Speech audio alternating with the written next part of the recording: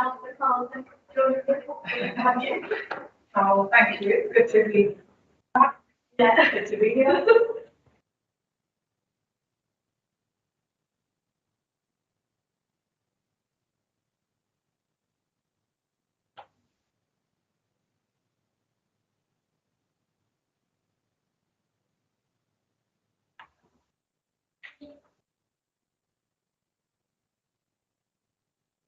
Thank you all for coming. Just to let you know that we are being webcast live, and it will be uploaded on the YouTube. And that members of the press will take photographs which they make. I was notified that a few people did watch our last few days live, so there is some interest. The only apologies I've received are thanks to Sherfield will be starting late. She expects to be there at 2 o'clock. Are there any other apologies that anyone would like? Have we got any declarations of interest that anyone would like to do? Very much. So just to the first agenda item is to agree the action note of the meeting held on the 2nd of November and the action tracker, and also happy to receive any comments that anyone might have on the action note. There is something that I will focus on, which is that you before, which did not have any volunteers, said, I have received that information. Do apologise I haven't shared it yet, but I will do.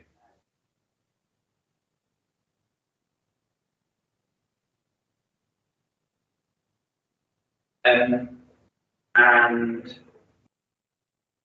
we are going to I know we spoke at the council yesterday about the car parking charges, and it's been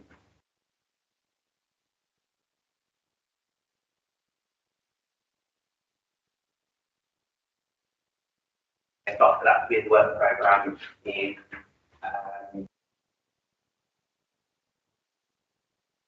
to be considered.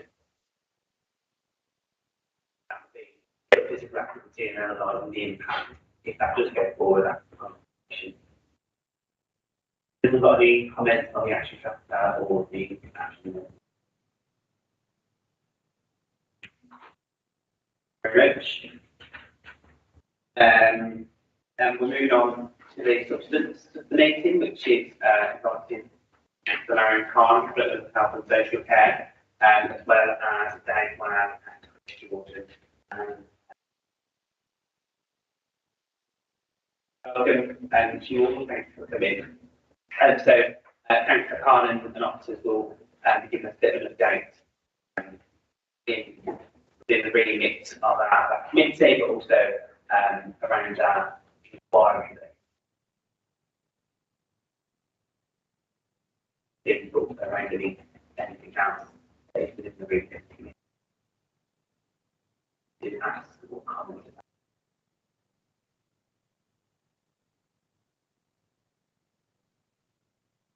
Thank you, Chair. And I guess I'll start off by saying thank you for inviting me onto this committee.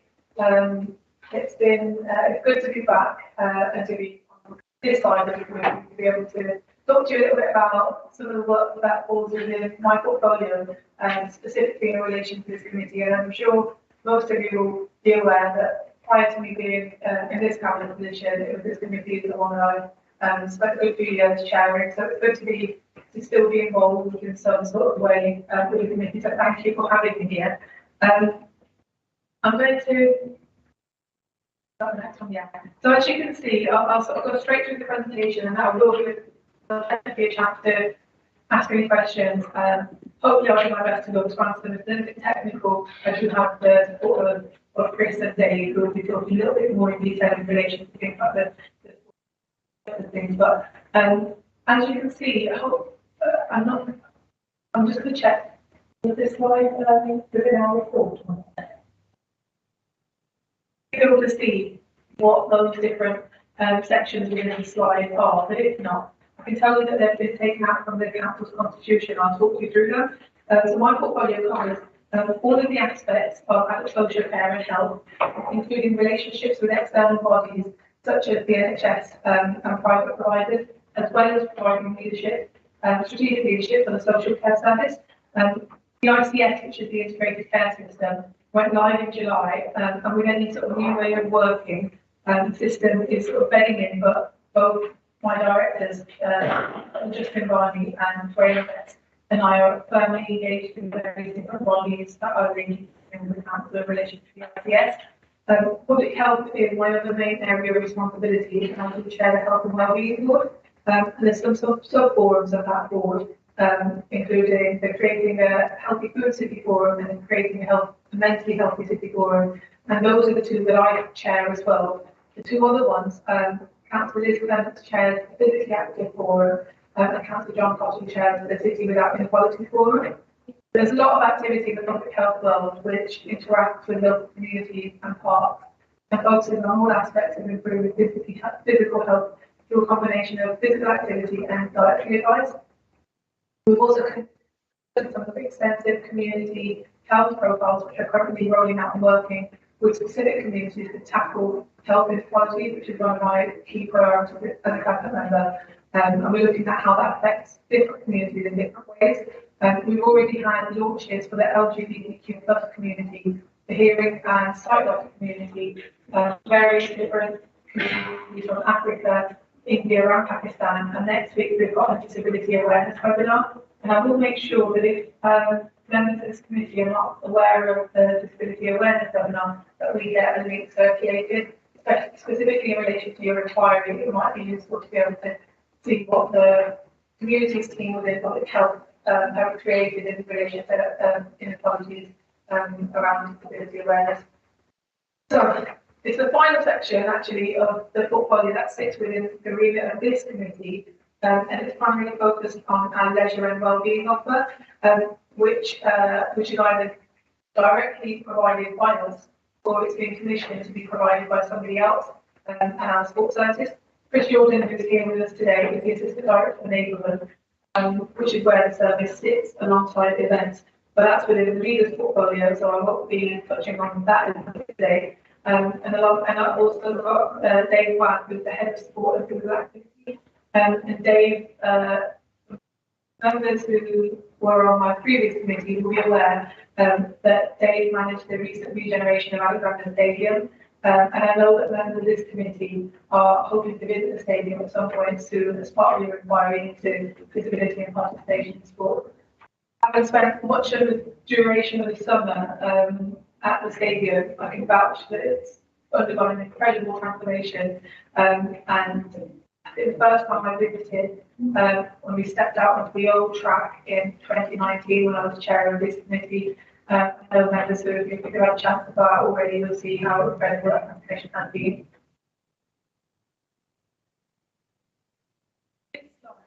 Just give you an idea of the community wellbeing and sports structure. Leslie Potter, who I think is unable now to join the meeting online, manages the community and the wellbeing service, and Anne Goodall is the officer who manages the wellbeing centres. On the other side of it, under sport, that element of the structure is what sits under Dave Watt. There's contract management, which covers contract and relationships with our external partners, such as the Active Wellbeing Society, Birmingham Community Leisure Trust, Faces Leisure, and My Time Active, who run some of our leisure centres and activities.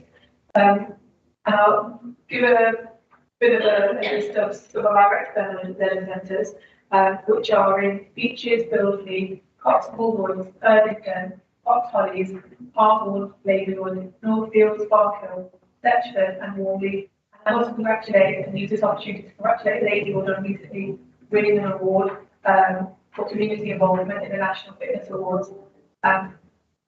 Also got an external golf courses at Goldmere, Coxmore Wood, Harwood, Church Farm, Hatchford Brook, Hill Farm, Creaky Hill, and Park Hayes, and all of that, all of those golf courses actually does come within the element of the sports service.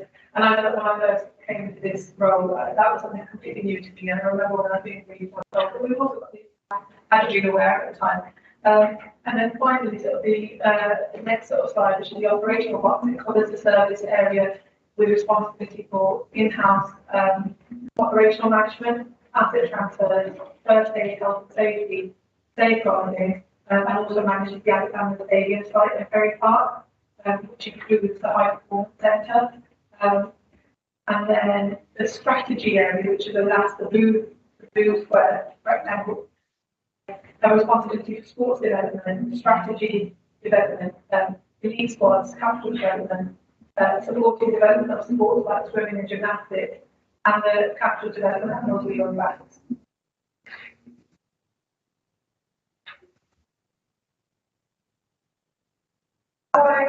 I know that my written report was already circulated to yourself. There was a section on the wellbeing service, and just to update members, it consists of 6 wellbeing centres and 3 wellbeing hubs, which remain in the direct management of the council when others were outsourced, transferred, or disposed of as part of a wider leisure transformation programme. Wellbeing facilities are located in the most deprived areas of the city, where residents suffer the poorest health outcomes, and most of the service remains on providing residents with local access to sports facilities and support to engage in and increase their physical activity and maintaining a healthy lifestyle in localities where the markets are unlikely to be viable for them to just access sports otherwise.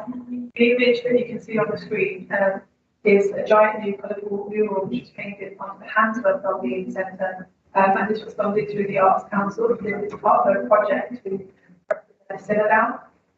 It included several workshops to engage local young people who use the park or attend the Wellbeing Centre, specifically through activities like the HAM, which is a holiday programme.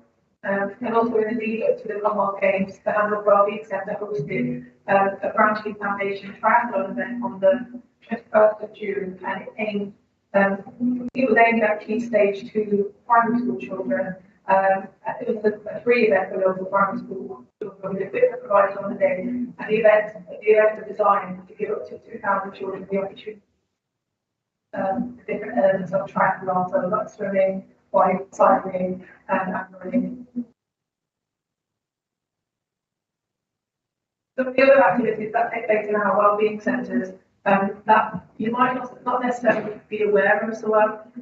Obviously, we've briefed as to what other things are going on, but this was one that would be good to bring to the committee, specifically to bring to people awareness around the diversity of the activities that are taking place in our wellbeing centres.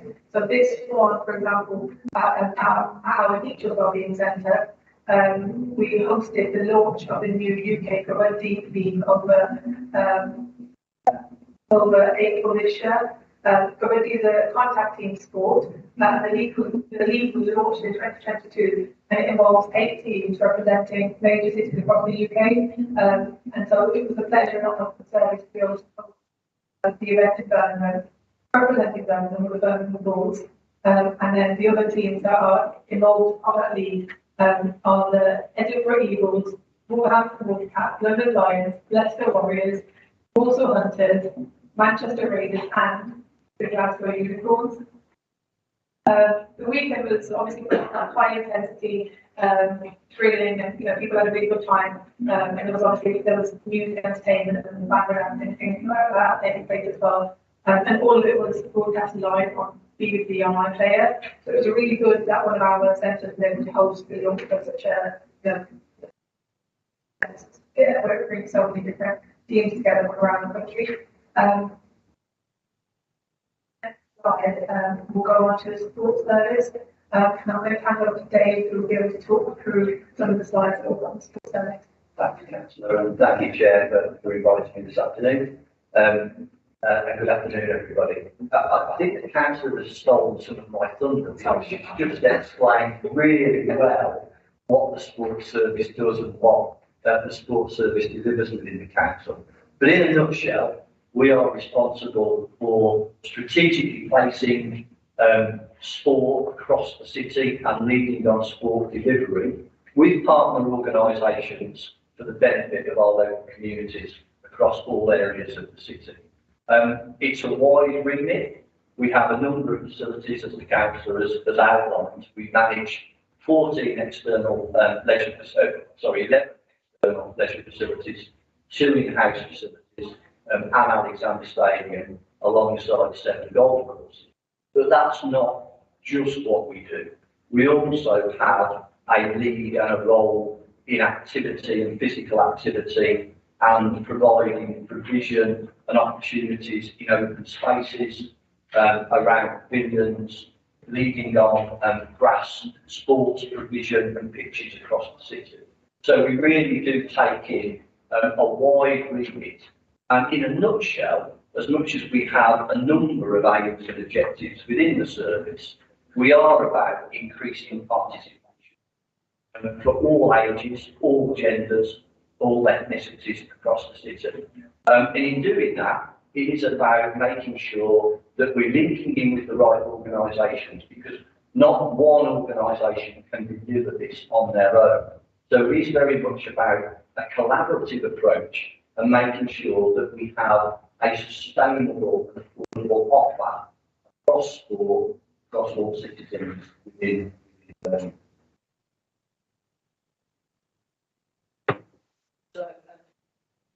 remembering that we have been on a bit of a journey, to coin a phrase, in terms of Alexander Stadium, and the Overview and Scrutiny Committee were very much part of that. They first visited Alexander Stadium back in 2019, and if you can just see that picture there, it's quite an old and decrepit stand that was built in 1975 and was held up by blue tack and sticky tape and had buckets when it rained.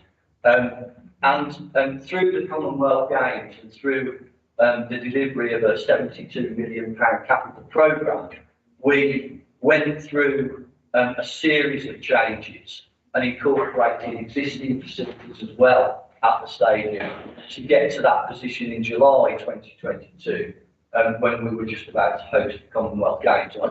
I hope you'll all agree that Alexander Stadium, as well as the whole of Birmingham, that Alexander Stadium was a shining light during that Games and was a focus of the world's attention. And every time it appeared on screen, it looked for the experience that everybody had, not just athletes, but spectators and the workforce and volunteers that were at that stadium, was all positive.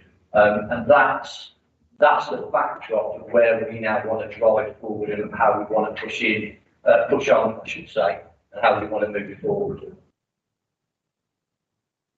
So just a bit of an update on where we are with Alexander Stadium at the moment, and I don't want to completely focus on this because we've got a wide remit within the service, but you will be aware that we took a full business case to Cabinet in October this year. That follows an outline business case that went to Cabinet back in February 2020 around developing the legacy of the stadium and enhancing it post-Games to make sure that we really have got a stadium fit for purpose. When I say fit for purpose, I mean a stadium that could host international sporting events moving forward, but also a stadium that wasn't just about elite sport. It was about grassroots sport and community benefit, and we enhanced the programme sufficiently to make sure that we got the footfall and the destination that people wanted to come and visit.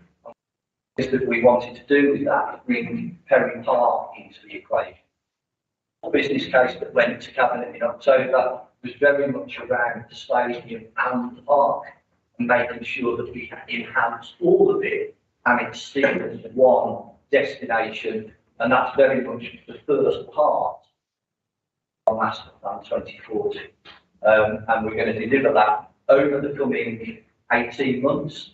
The first stage of that will be delivered by April next year, where we will launch the Legacy Stadium, and then there will be further enhancements, including that will take us to April 2024. And as the councillor suggested, will be invited in the new year to take them around the stadium and park to show you just how that's all coming together.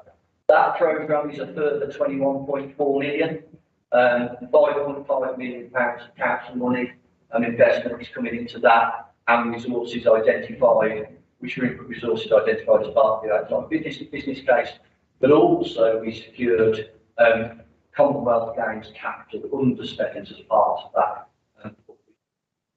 A circa 11 million pots going into the enhancements and the improvements.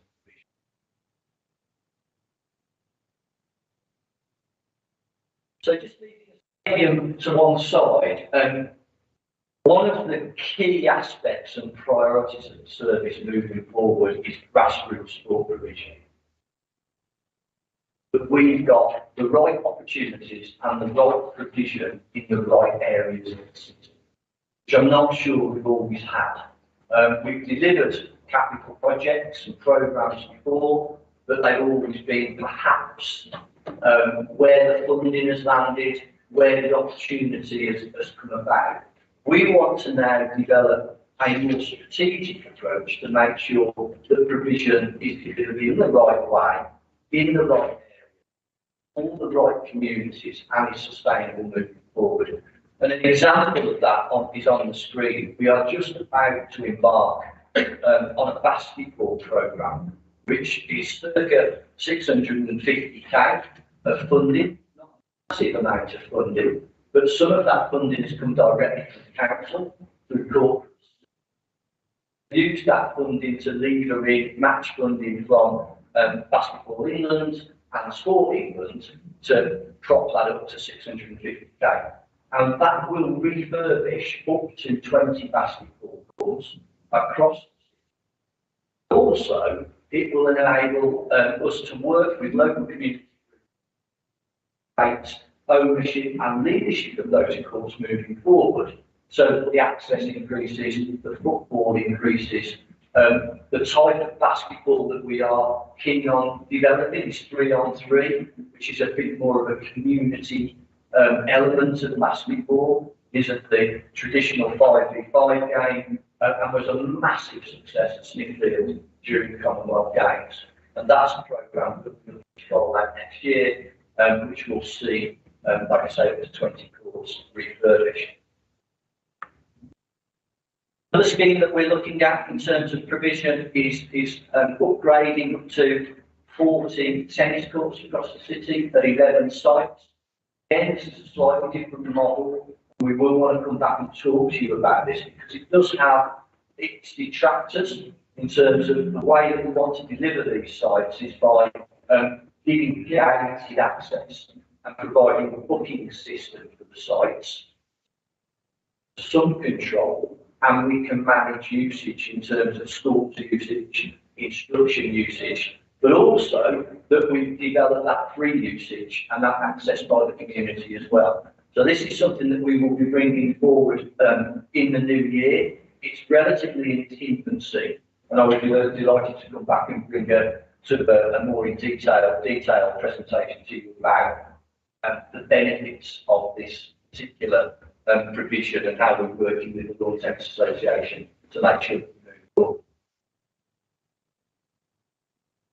I should say that we're working with national governing bodies across squash, table tennis, athletics, skateboarding, and a number of other sports to make sure that we're getting the provision right. And one of the things that the council will come on to in a little while in terms of our priorities is around developing a sports strategy moving forward. So we know within Birmingham and certainly where the City Council sits, what our priority sports are and why they are priority sports within the city. So that's a key element that the council will touch on in a little while. And the final thing that I just wanted to mention was again around legacy. One of our key priorities is driving that legacy and that feel-good factor that's come from the Commonwealth Games. There was circa £1.5 million worth of sports equipment that working with Sport England and colleagues across the city and partner organisations, we have given out to sports organisations and community groups over the past month or so. That's a region programme led by sport community. It wasn't led by the City Council, but that will give huge benefits to those sports organisations moving forward. And now it's about making sure that we support them in the use of that equipment and how we develop further facilities in the region.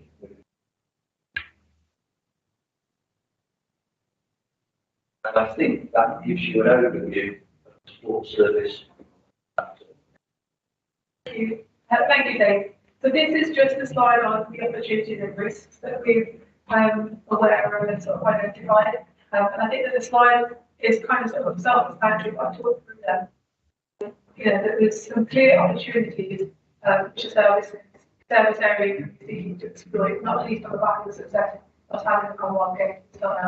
The games are obviously a huge success, and it really did serve to show the best of Birmingham and what we've got to offer to the rest of the world, as well as to our own people in Birmingham to well.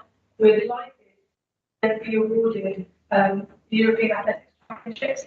We're able to use this opportunity as a springboard to deliver major sports events strategy, linking events to strategy and to the grassroots sport programme, making sure that a disability power and power programme is delivered as part of every event going forward. And then the other opportunity, so number two, is the implementation of a new leisure management system, Gladstone, which will basically be able to provide us with much more sophisticated and agile approach in terms of information and data, which allow us to access data that we can share with colleagues who work in public health and be able to target our resources more effectively. So that's an opportunity that we're in a few months or so we're hoping to be able to say that this is live and up and running. In terms of risks, I think it's going to be no surprise that our risks continue to be mainly driven from the aftermath of us having the pandemic. The leisure industry continues to recover, and the reality is that it's not yet back to the pre-COVID position. However, with regard to our external contracts with Birmingham Community Leisure Trust and Places Leisure, the agreement has been reached on support being given until September 2022, and a report that will be going to Cabinet next week will approve the final payments associated with the COVID support, which will take us up to September 2022.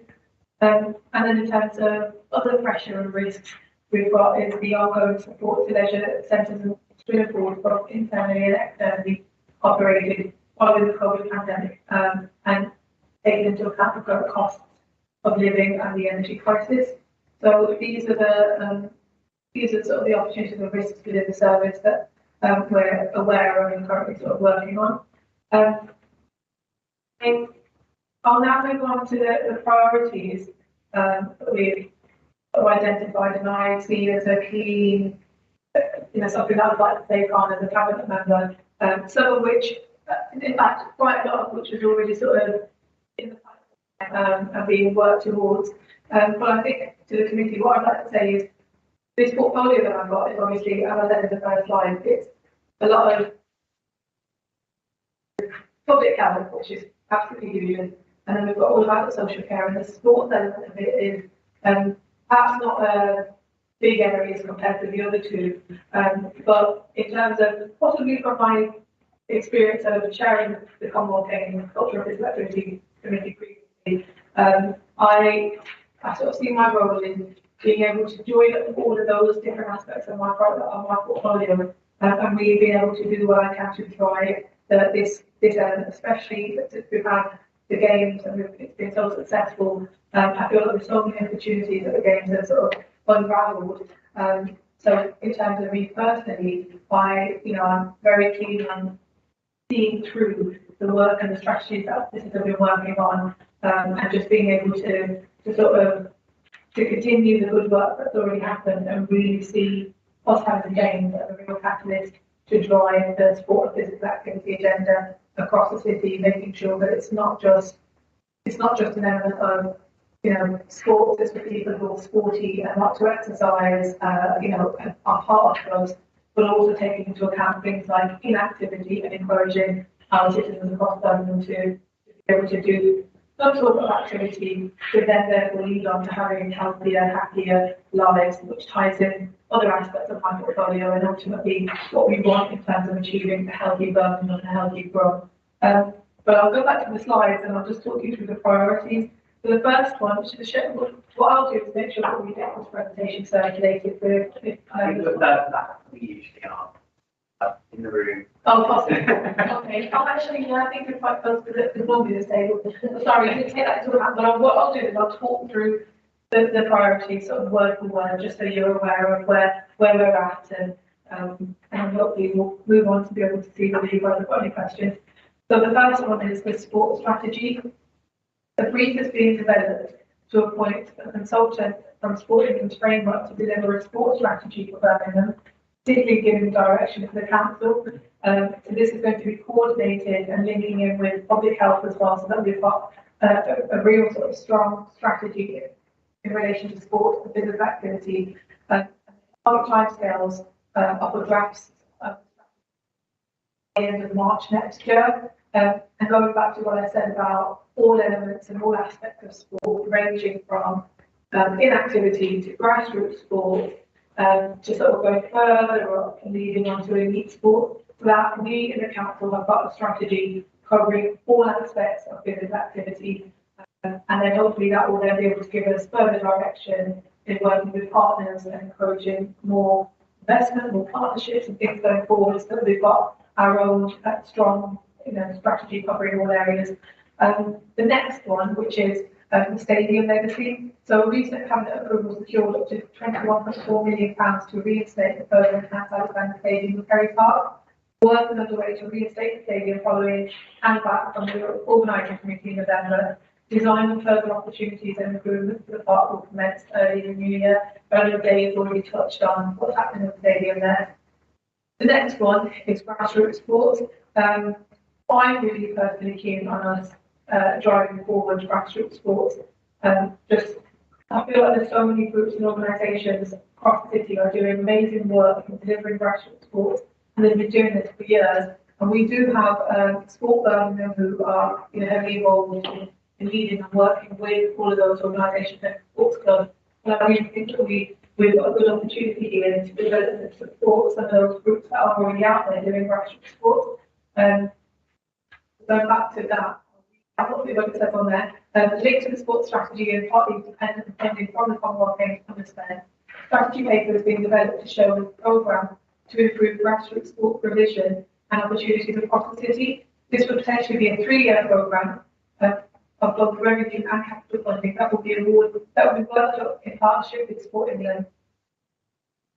And then the last one we've got is the last priority in relation to Moseley Road Banks, which is the delivery of refurbishment and regeneration of Moseley Road Banks, linking both the library, and the project is being funded by the Level Fund, National Heritage Lottery Fund, and ourselves, and a coalition of partners include Trust, Historic England, Birmingham City Council, and the charitable incorporated organisation. So these are the sort of priorities going forward in relation to sport and physical activity, and therefore being relevant to this committee. And I'm just going to touch on slightly before sort of handing back to the chair in relation to the inquiry that this committee is looking to undertake.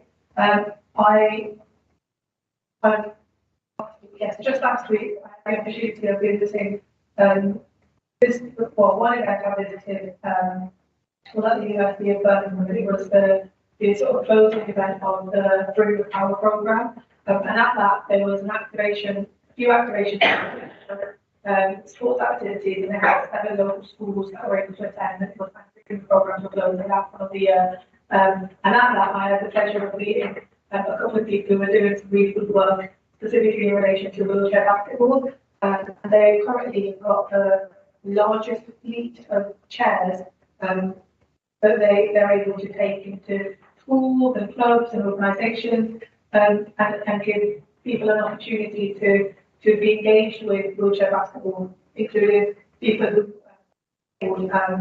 and also the sport is very inclusive in that you can be able-bodied people playing wheelchair basketball as well.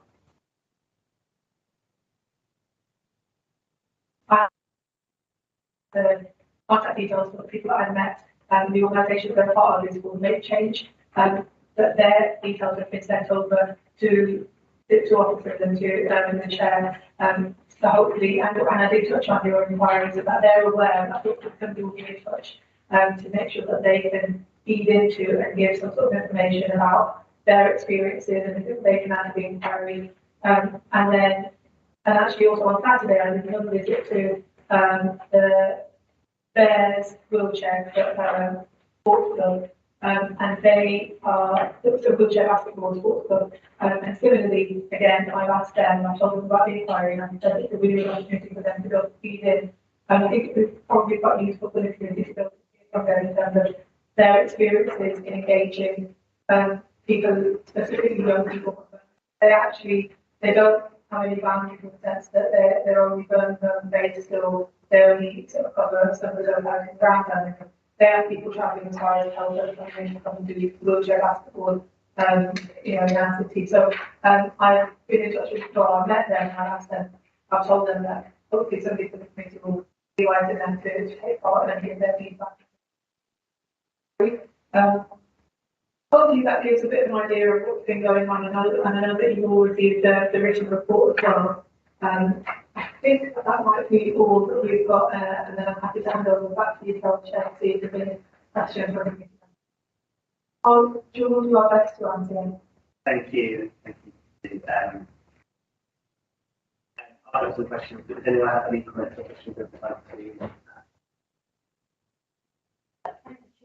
The common obligations were a great success, as the council passed. A number of medals for athletes from Birmingham. Council Khan, please comment on the pathway to elite sport, how we can ensure that more talented youngsters from Birmingham. All that time. Okay, that's fine. And thank you, Councillor B, for your question. And I think that sort of touches on some of the last things I was saying about the importance of grassroots sport. I think that there's so much opportunity for grassroots sports to develop further in the city, especially on having the games, because we managed to include so many different communities and so many different people in various elements of having the games. I mean, if you did attend an event, at the stadium or at one of our other big venues, and weren't able to do that, then you would have had an opportunity either in some of the festivals like in the awards, or if you were accepted during that time. There was the festival site out here at Victoria Square, so there's a different opportunity for people to be involved.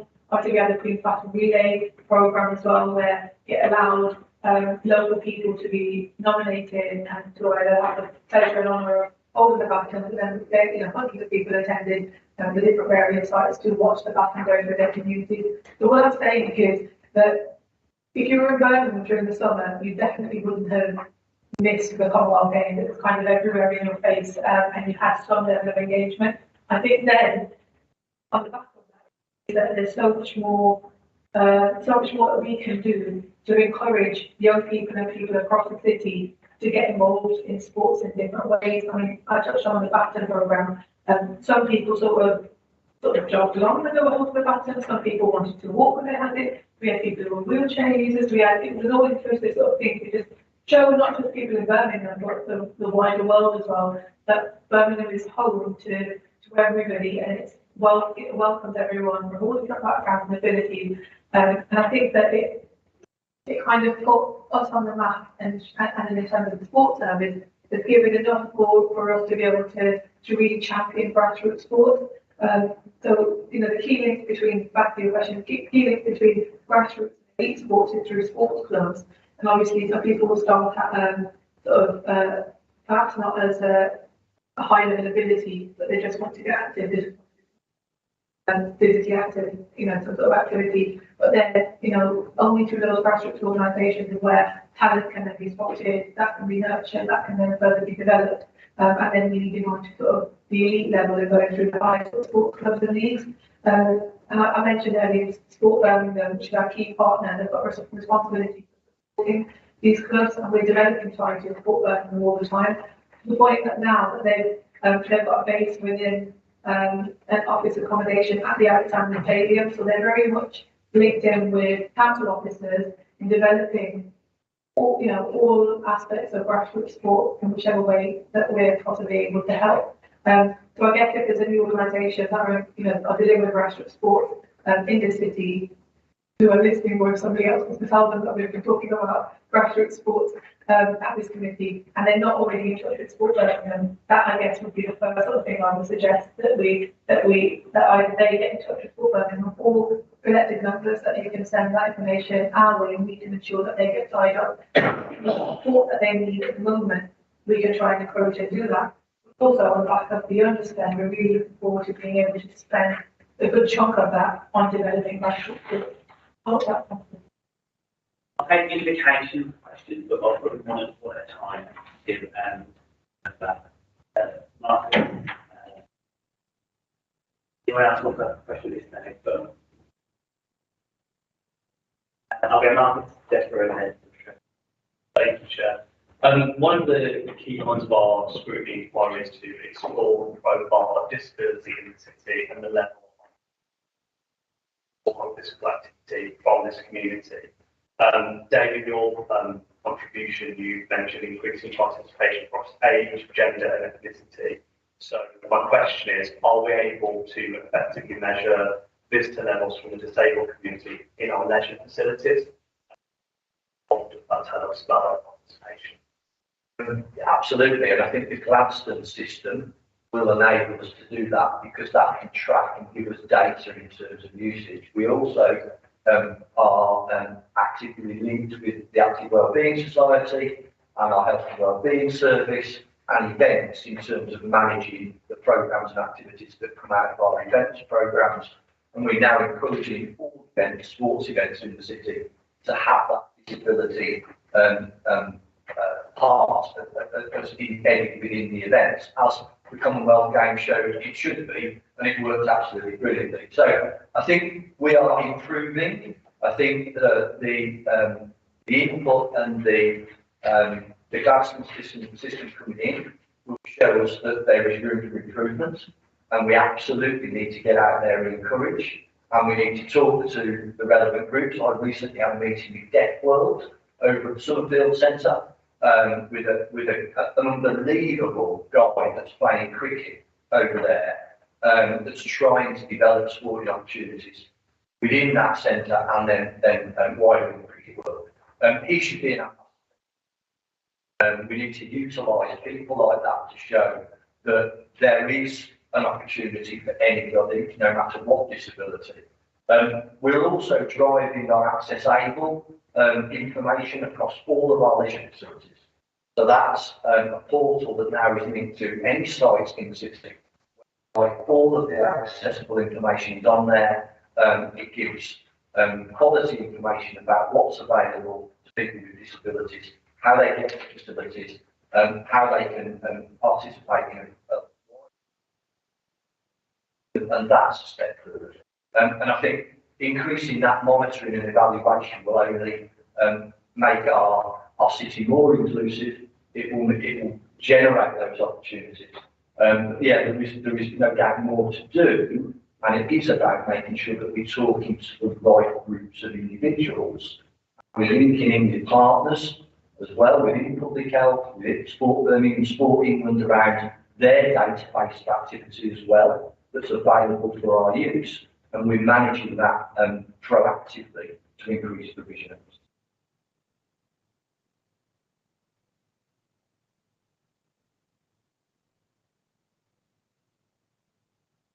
So we're looking in terms of the event side to be to have a wider program of events that range.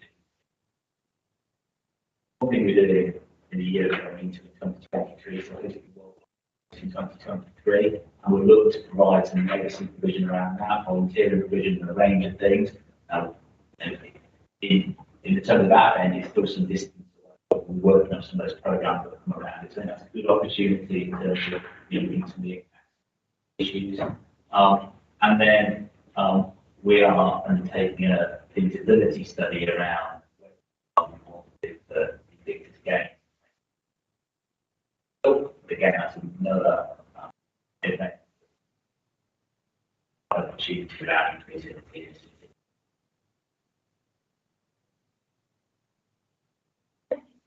And Dave, for your presentation. My question is about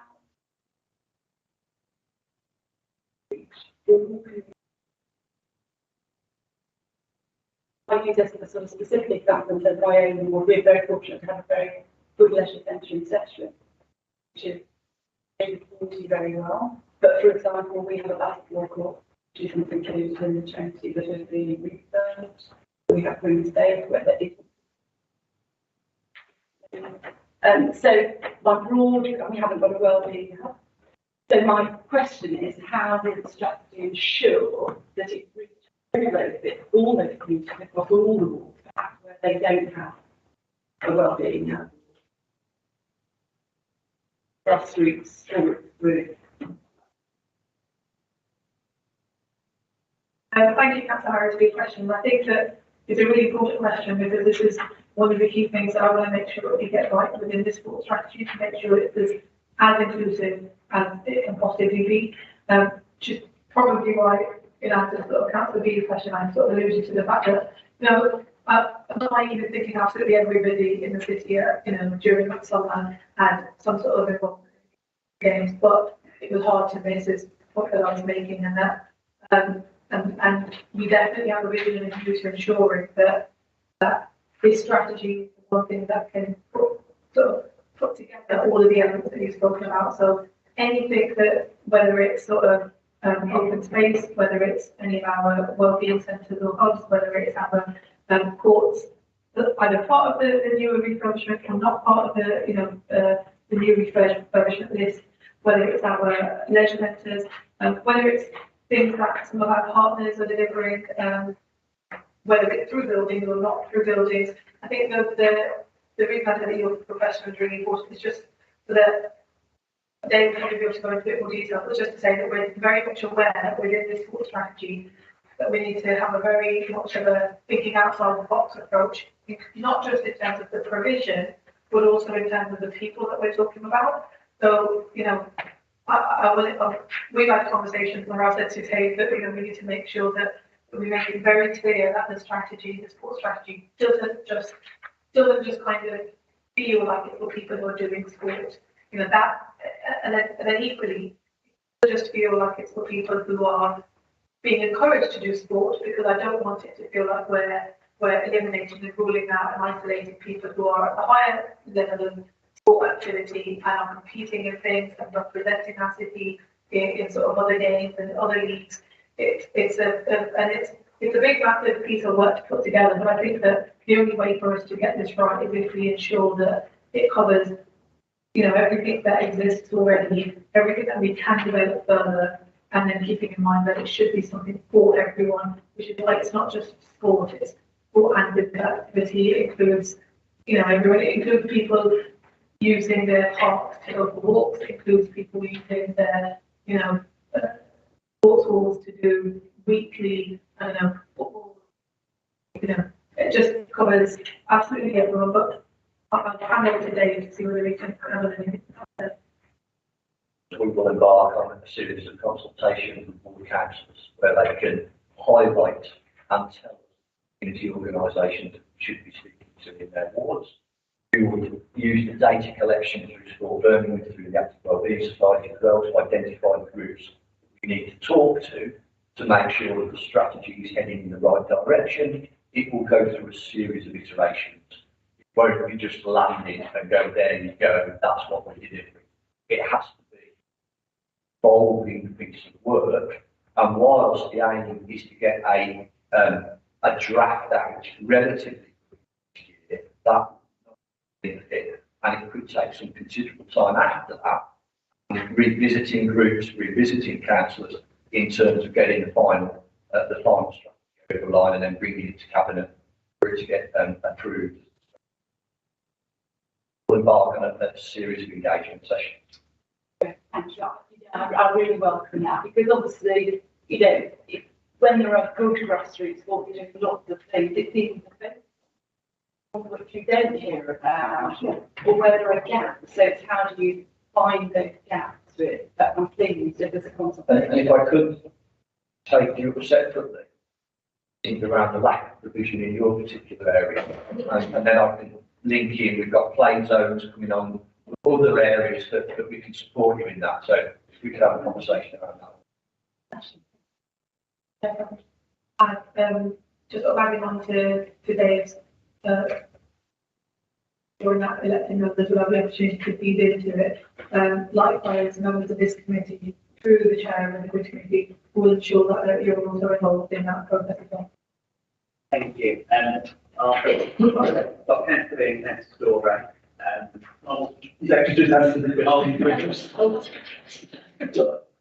Liz, do you have any questions that I'll talk while you've got your hand up? I'll get it. I've got two questions. One actually. First one though is the fact that there is in basketball courts and tennis courts investment.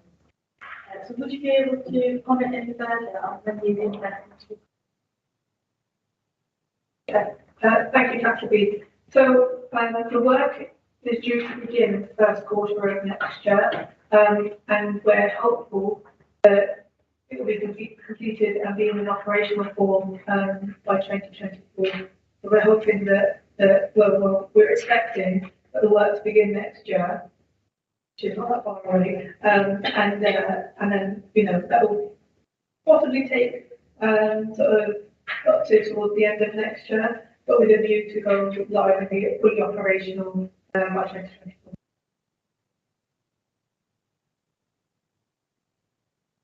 The tennis courts and the basketball, how many of those would be in the city area? You just said that it could be any consultation. Why I bring this up is because in my audit, there's no single farms, and a number of residents have a need. I do feel a little bit neglected. We want more investment in water and in tennis. Such as Deptford, doing the hardship teaching, like there are no tools. That was brought out in the last Wooding strategy. It's the one area that hasn't been delivered as part of the transformations programme. Clearly, as part of the strategy, we will need to look at facility development and what the next steps are. There is a significant cost to delivering a swimming pool, and we need to try and identify how we can deliver that within the council's budget. But yes, we're fully aware of the lack of water space in our shield, and it's been an issue for a long time. In terms of inner city basketball, we'll need to take that away, look at the lists, and come back to you. I just haven't got that information. I think we'd also like to just say that we're in a position, it's up to 20 basketball courts, so the way where we're at is that there's been courts that have been identified as potential ones to be refurbed, but there's still a bit more work that needs to be done so that there's a final number of definite courts that will get that investment into them. So I feel like until we're able to be in that position, we won't have a hard hitting number in terms of there's definitely this many in the city.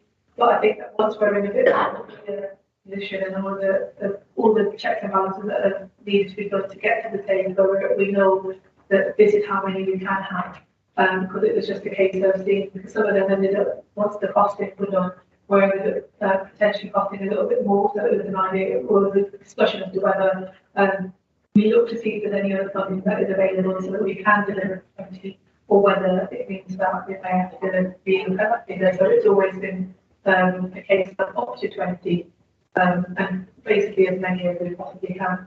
But once we're in a bit more of a position, we should be able to. It's a balancing act in terms of scope and cost. So we could do more than 20, we could do 25, but that means we're not doing a great deal to those 25. But if obviously if you're paying to all new rigs, if you reduce it, you can do more work to those 15, 16.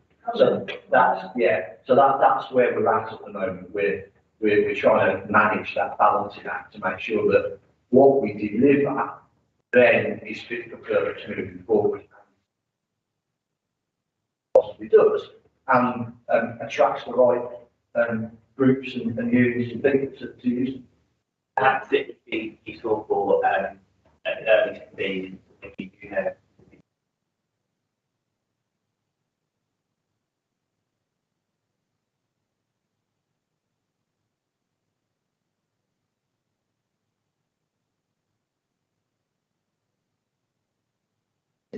Just a very quick question on the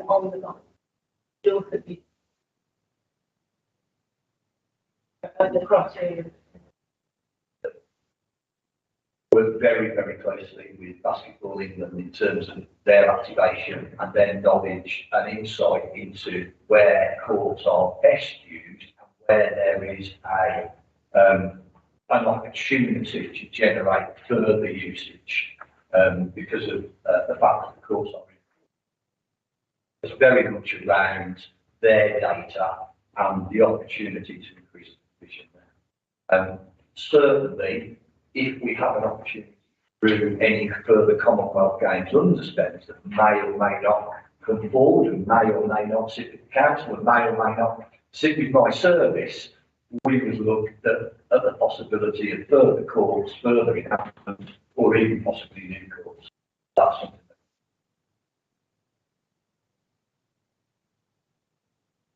I'd like to inform you that it will be my board action plan for 4 million.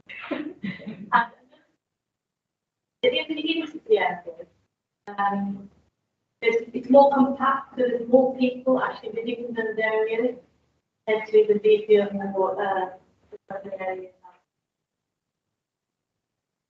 When you do make those decisions, I would like to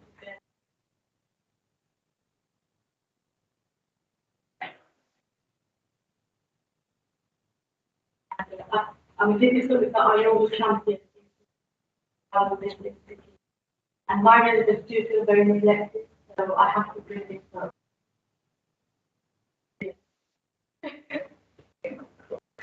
I've just got some questions as well. So in terms of from the stage, what is the current usage that you're aware of? Yes, it's reopened. We reopened the Gymnastics and Martial Arts Centre back in October. So we have our gymnastics community programme fully operational. We have our martial arts programme fully operational. The public gym reopened on the 7th of November. We only have the full stadium site coming back by the OC on the 4th of November. We reopened the public gym on the 7th. And we've reopened the warm-up track, Anning Field and Rose Field on the 7th of November as well, so the 30th Harriers can utilise it for their club nights, and we can now open that for casual usage in terms of the area that isn't open yet is the main stadium bowl and the main west stand. And the reason for that is because there is significant reinstatement works and repair works that are required that back up to standard before we could open it back up to the public or to start utilising it for events, etc. And all sporting events out on track and field.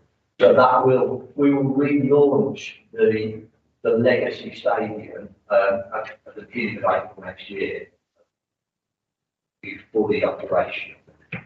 So that's where we're currently at. I should say we are now getting both existing and new tenants back into the stadium. So most of the existing tenants, UKA, sporting events, Birchfield have now relocated back in. Early in the new year, Birmingham City University will take occupation of the stadium. There are a couple of other new groups that are moving in, and the High Performance Centre will undergo its refurbishment to make it a significant performance and analysis centre for British athletes. That's a big push about swimming. I appreciate it may not be an answer, you know. Perhaps you could send it to us after What is the furthest away you live then from a?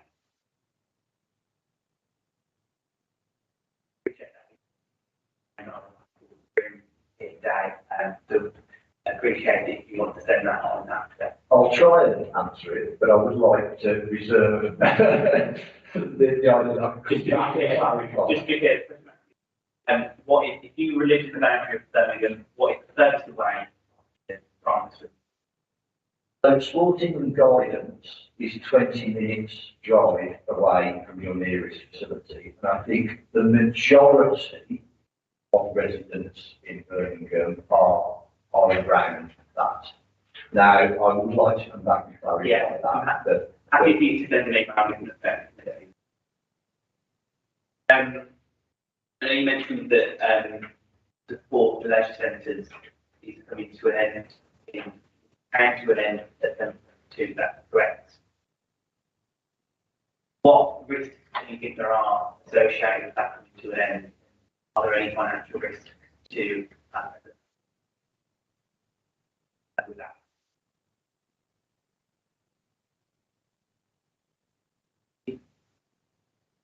We try and separate COVID-related issues with other. I think that the arrangements we'll do around the second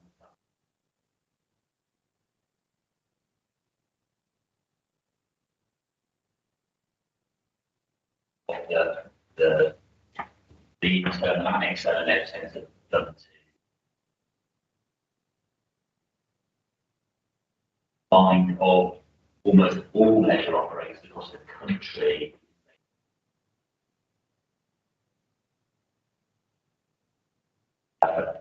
Who your leisure operator is, if there's internal, external, no matter where you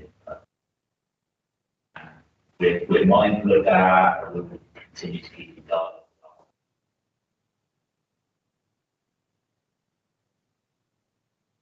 We're confident we'll find routes through. You know, there are facilities that are not organisations or whatever it might be that we're aware of, finding this period really difficult to develop utility. I think separate to COVID piece we feel we've included and are comfortable with that, but we're mindful.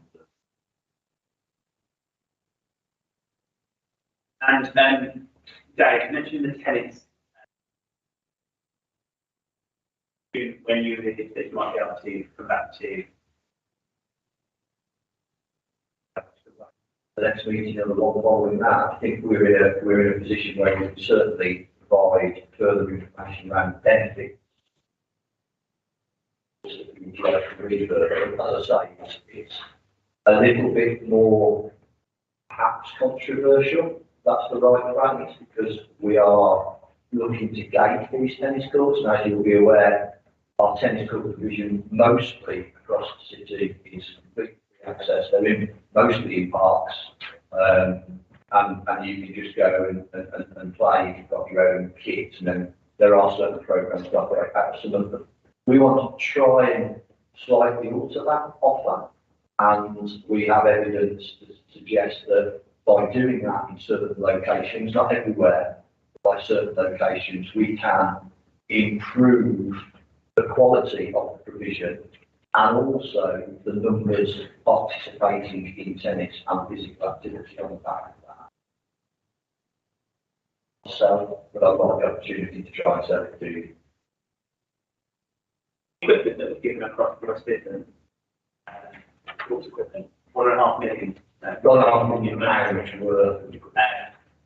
Do we have a list that's available to the council of how much equipment was given? We will have very soon. We're just waiting for Sport England's feedback report on where the equipment. I've got a list of where the equipment went, but they're actually doing a report on which organisations it went to, which sports it went to. So we will see the sport related gifting as well as the geographical gifting and what went in Birmingham and what went out to the wider region. And also, it's also split into, there was an awful lot of schools that benefited, so there's a stat around schools, So as soon as that gets to me, I can circulate that. We can have quite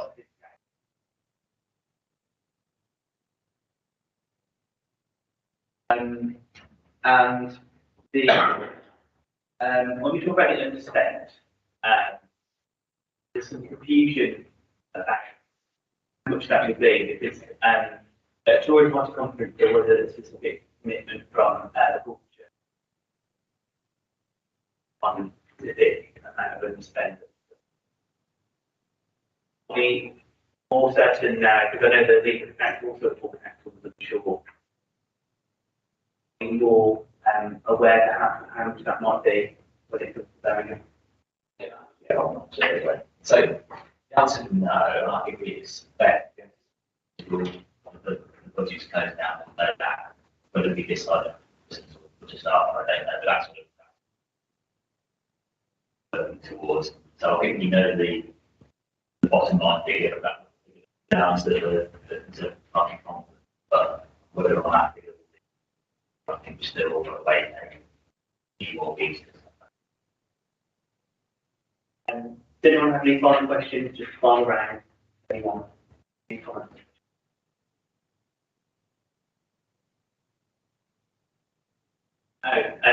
Well, yes, I know you mentioned it. We are planning to come to be interested in make sure that we have a full walk around.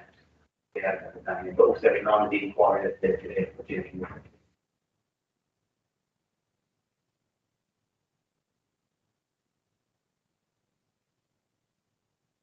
It's commentary and press around. As I'm sure you're aware, one of the key elements of the inquiry is not only participating in the board,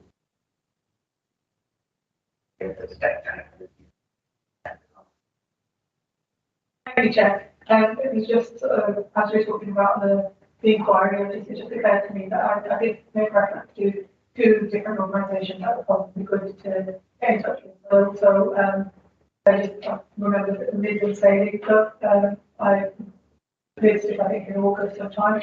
They might also be a good organisation in the city that can be involved in the inquiry. Thank you very much. We look forward to it. Thank you. Yeah, absolutely. That dates. Sorry, A final question. I wanted to know that do you guys acknowledge this area as an umbrella to women with people with disabilities? Do you acknowledge it?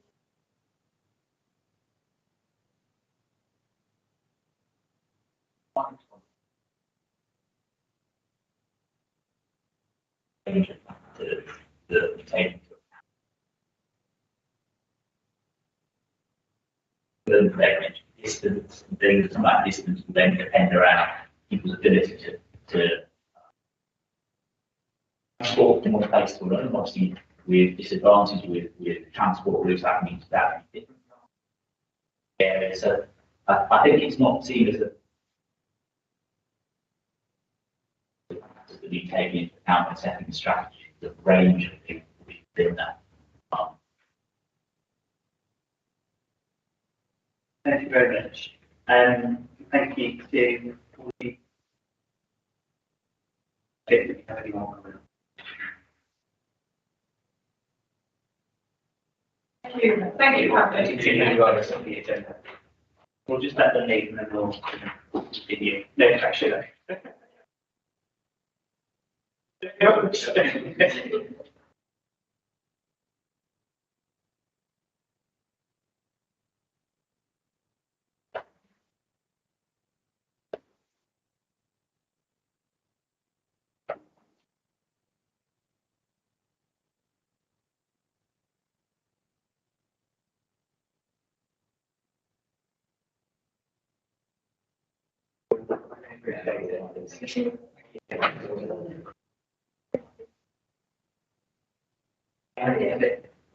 Thank you.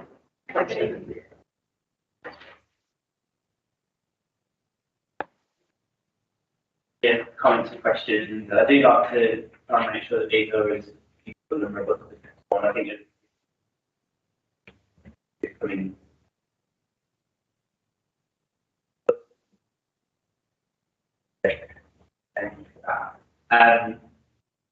I just on the work programme, moving on to the next agenda item, and this is just to agree the work programme and also be updated on the work of the wiring and the finish group. You will be aware that we will have this as a standing item on the agenda, and we will be inviting the other members from the other committee that are on the inquiry, so that includes more and they will have a standing invitation. There's no expectation that they will attend, but it attend the independently of this committee. Welcome to attend if they wish to. In terms of the inquiry as a whole, we have another meeting next week. Yeah, another meeting next week. To discuss that. But as a slight update, we have 29 responses in total to the inquiry so far, some of which are from carers of people who are identified disabled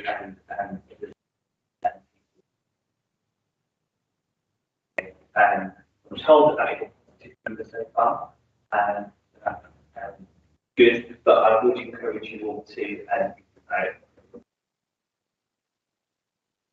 board or your own contract strategy. I could promote them to be heard or to encourage community groups.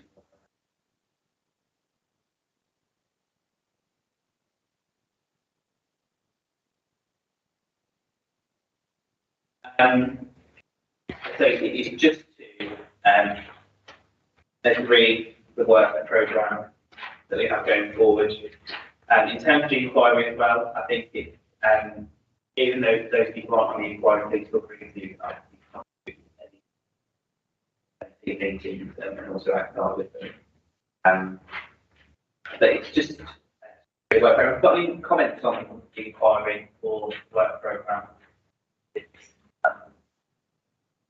I'll just comment, Chair, on the other inquiry regarding the gap on board. We're really keen to contribute evidence for that inquiry, so we just confirm that that'll be. So they did very contact me, and I forwarded that on to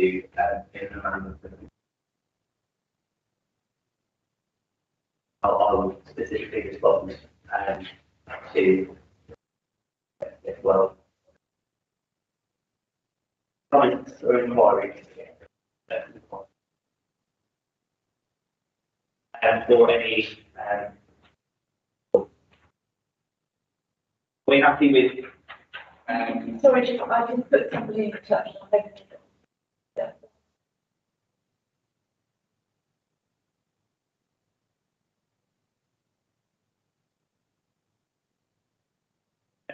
We can engage with the council.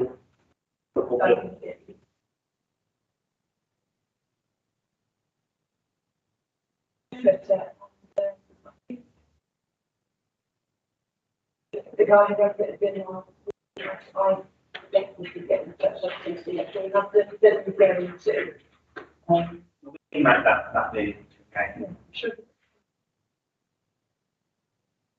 Yeah, we'll happily do that. And we are very keen to have many. Okay. But is that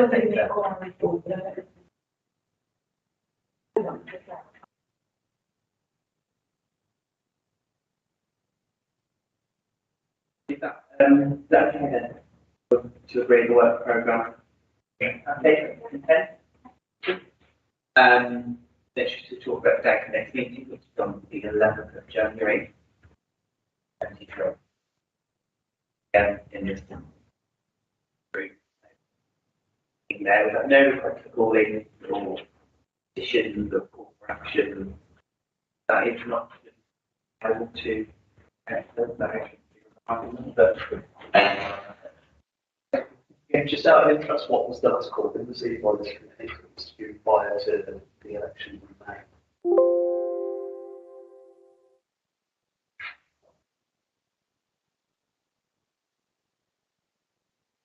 Committee members felt very strongly that they didn't feel the need to, or shut something to put there. You can do that. And then I've had no mention of other urgent business, and it's just to agree relevant authority to meeting. And yeah, question your contribution to engage on the meeting. Yes, thank you. Thank you, John. Thank you.